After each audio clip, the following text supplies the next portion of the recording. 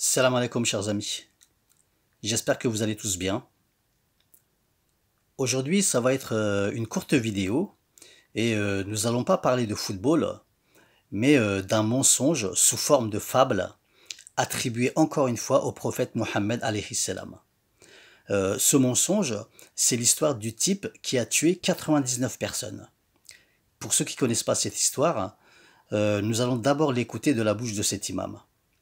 Écoutons-le d'abord. Et là, le prophète nous illustre ce qu'on est en train de dire par un hadith, une histoire qui est arrivée après la prophétie de Isa ibn Maryam alayhi salam. Il nous dit sallallahu alayhi wa sallam, avant vous, il y a un homme, c'était un assassin, un meurtrier. Il a tué 99 personnes dans sa vie. On est en train de parler du péché sur lequel il y a eu quand même une divergence chez les savants. Est-ce que le meurtrier reste éternellement en enfer, oui ou non? Dans le verset, Allah subhanahu wa ta'ala nous dit que quiconque tue une âme sacrée volontairement, sa place sera à l'enfer, pour y demeurer éternellement. Allah est en colère contre lui et l'a maudit. Donc on parle d'une personne qui a tué une seule personne. Est-ce qu'elle risque l'enfer éternel, oui ou non? Donc la question s'est posée. Sauf que lui, il en a tué 99. Pas une, 99. Donc il a du sang dans les mains. Mais cet homme-là en avait marre de sa vie, de la vie qu'il menait. Fasa'ala an a'lami ahli al-ard. Et il a demandé à ce qu'on le guide vers le plus savant sur terre. J'ai besoin de me repentir, mais mon cas, ce n'est pas n'importe lequel. Il faut que j'aille voir quelqu'un qui me guide, mais qui me dise ce que je dois faire. Fadulla ala rahibin. On l'a conduit vers un dévot, un adorateur, quelqu'un qui était constamment dans l'adoration d'Allah subhanahu wa ta'ala. Fadulla ala rahibin. Fasa'alahu. Hal li min tawba? Qala la, la tawbata lak. On lui a dit, est-ce que tu penses que si je me repens, Allah il accepte mon repentir? Et le dévot lui a dit, jamais de la vie. Allah n'acceptera jamais ton repentir. Tu as tué 99 personnes et tu veux qu'Allah il te pardonne? Allah il ne me pardonnera pas. Non, Allah il ne te pardonnera pas. Faqatalahu. Fakammala bihi mi'a. Alors il a tué et il a atteint donc les 3 chiffres. Il est arrivé à 100. Il a tué donc 100 personnes dans sa vie. Et il est pris quand même par le regret et le remords. Je veux me repentir. Je veux me consacrer à Allah subhanahu wa ta'ala. Je sais que j'ai fait du mal dans ma vie. Mais ce mal-là, je veux l'effacer. Et il a demandé à ce qu'on le conduise vers quelqu'un de savant.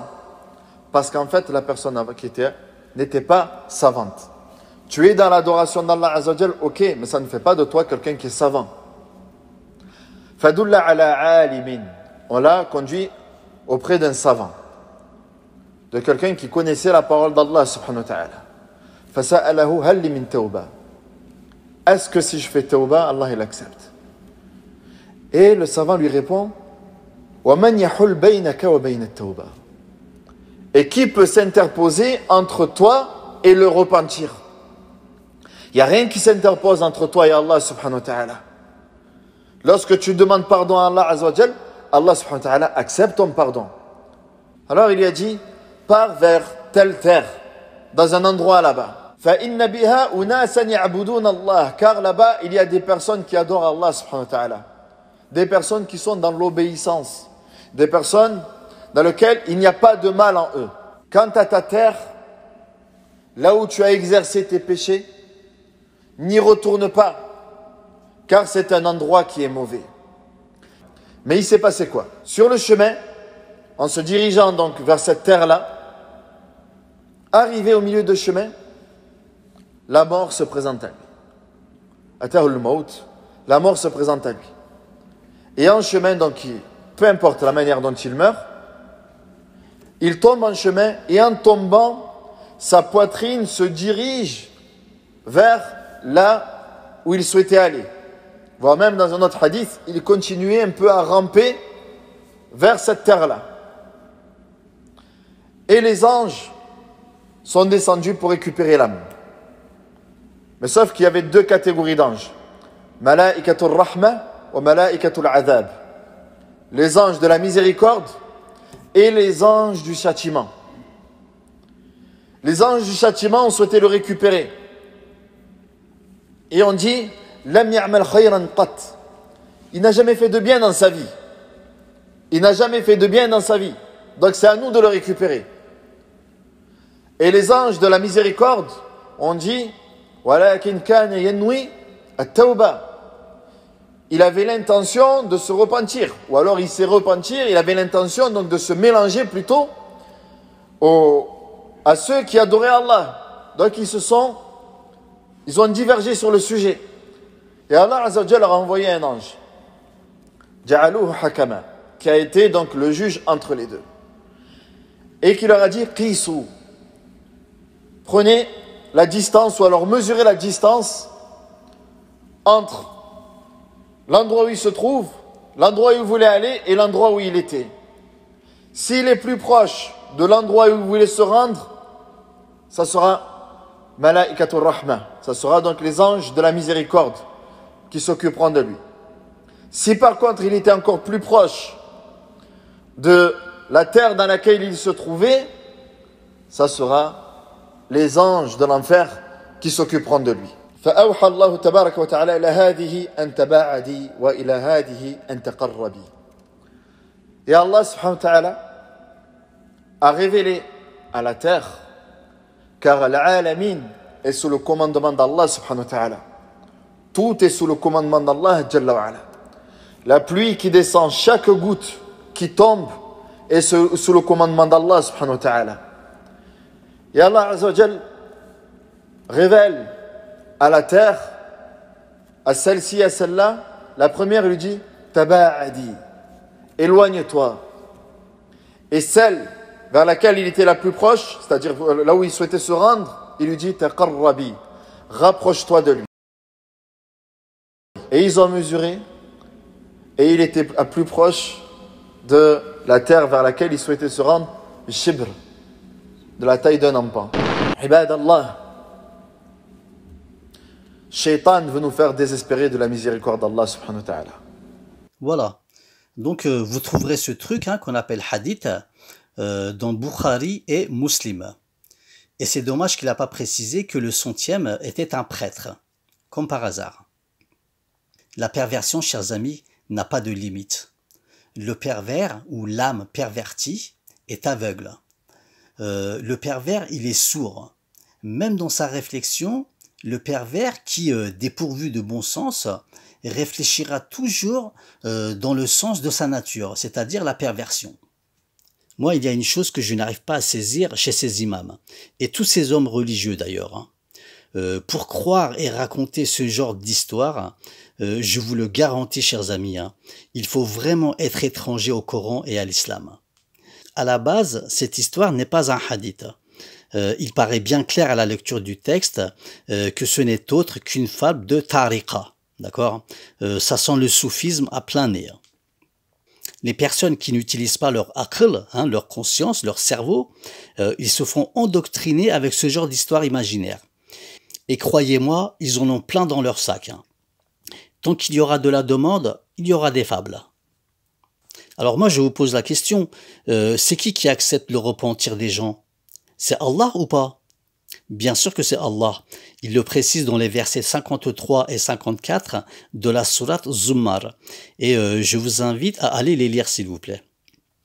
Allah Azza wa Jal aurait-il envoyé ses anges sur terre pour qu'ils jouent une pièce de théâtre? Je n'ai pas l'impression. Allah lui-même dans le Coran, il nous décrit la nature et la fonction des anges de la mort.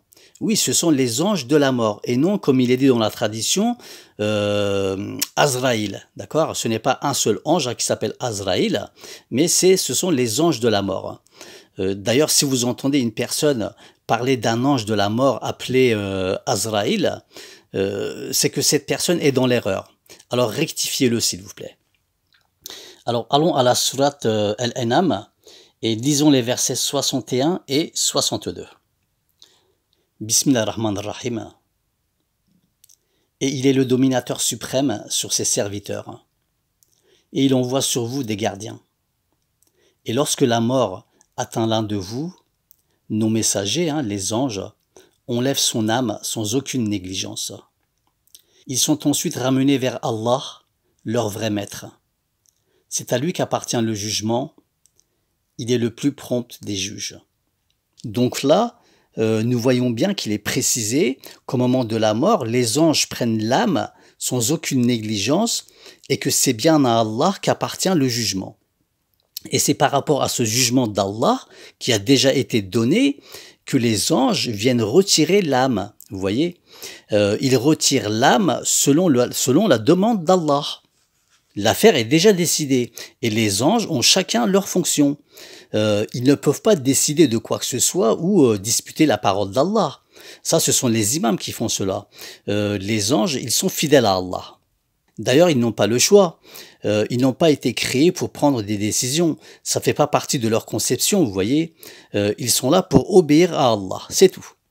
Et dans le cas de la personne qui a tué 99 personnes, que son repentir est accepté ou non, il sera traité en conséquence. Que son repentir est accepté ou non, les anges viennent sur terre tout en sachant ce qu'ils doivent faire à l'avance. Il n'y a pas de dispute entre les anges pour savoir qui va lui retirer son âme, voyons. Allah ne commet pas d'erreur dans ses affaires, non? Ou bien il s'est rendu compte, après avoir envoyé ses anges, qu'il s'était trompé, mais il ne dit rien. Il les regarde se disputer, c'est ça? Subhanallah. Regardez, je vais vous lire un autre verset. C'est le verset de la sourate Anfal, verset 50 de la sourate Anfal. Alors, sourate Anfal.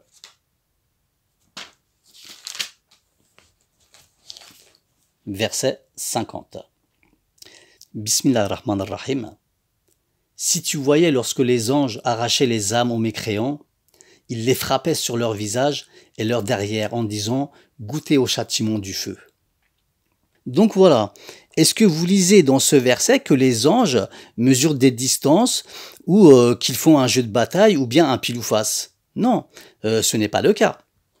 Alors je vais vous lire un dernier verset avant de clôturer qui nous expose clairement la fonction des anges qui ne descendent pas sur terre par hasard mais pour accomplir leur mission.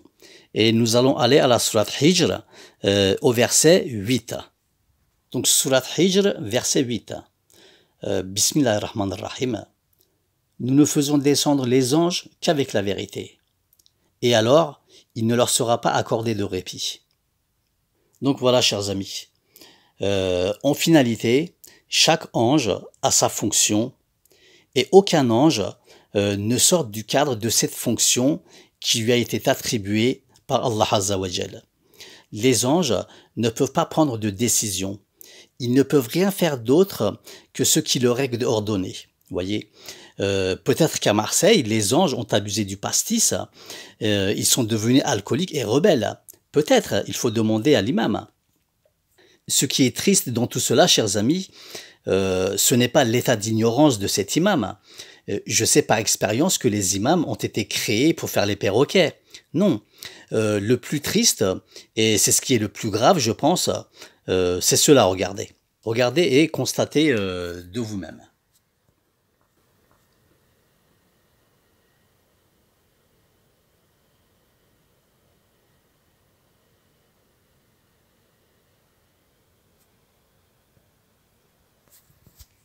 Voilà. C'est très grave. Le djema'a d'un imam ignorant et pervers ne peut être qu'ignorant et pervers. Qu'Allah Azza wa Jal vienne en aide à la communauté musulmane, chers amis. Je vous dis à bientôt. Partagez cette vidéo s'il vous plaît. Abonnez-vous si vous ne l'êtes pas. Et surtout, faites attention aux pervers. Je ne cesserai pas de le répéter. La foi, c'est très important. En quoi j'ai foi? Si la foi est erronée, tout le reste est aussi. Prenez soin de vous et de vos proches. Je vous dis à bientôt. Assalamu alaikum wa rahmatullah wa barakatuh.